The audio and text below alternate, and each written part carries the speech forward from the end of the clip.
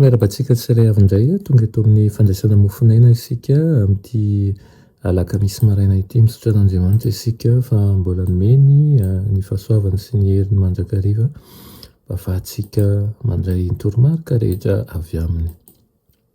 Lohandelantsika ny amin'ny mofon'aina an'io dia vavakisika. I Tompon'Andriamanitra mbola misaotra anao izay amin'ny fitiavana anay, misaotra anay koa izay mamoa sy mitona ny isa-tokantrano tsirairay avy eto mba handray ny teninao.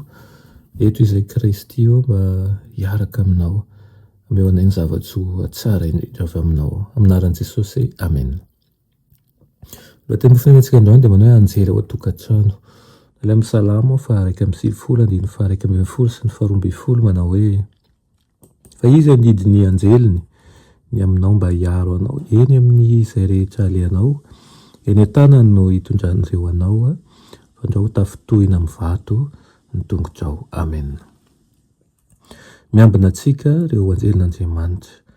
Eto an-tany dia misy mpitondra hafatry ny lanitra narivony maro izay ranoray hanakana ny Satana tsy handresy an'ireo izay mandà ny andeha ao amin'ny lalan'ny faharatsiana.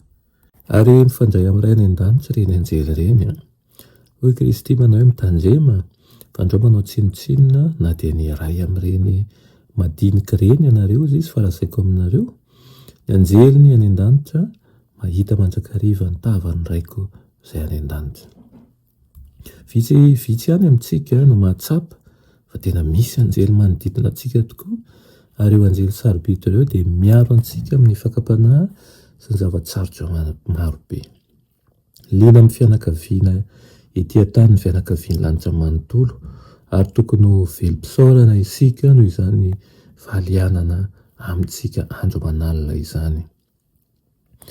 Reny anjely ireo teny fahasorenana, teny feno ara-tsi-panahy izay tonoina ao tokantranontsika ireny. Moa tianao ho hita amin'ny boky firaketan'ny lanitra ve ireny teny feno fahatezerana sy tsy faharetana izay nolazaina tao tokantranonao ireny? Miantso ny fahavalin'Andriamanitra sy fahavalin'olombelona ao amin'ny ankohonanao ny fahakizitinana, ary mandroaka an'ireo anjelin'Andriamanitra ny fomba fanao sy ny toetra tahaka izany.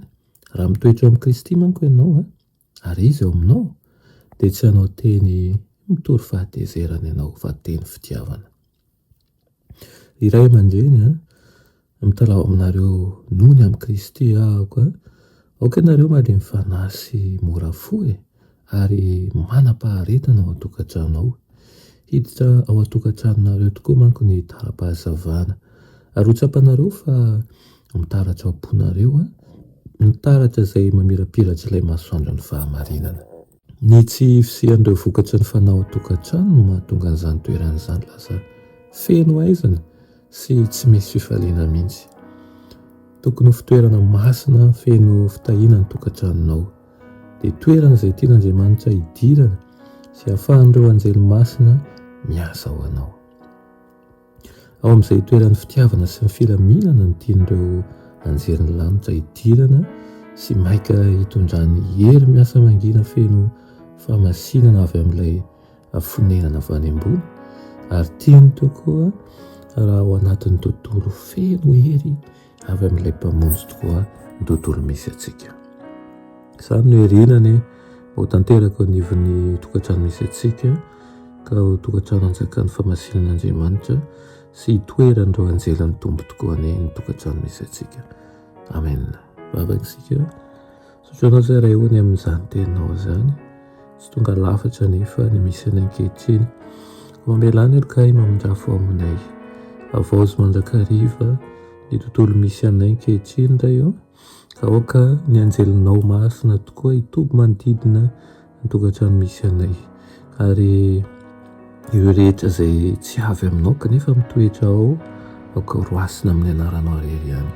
Anaran'i Jesosy, amen.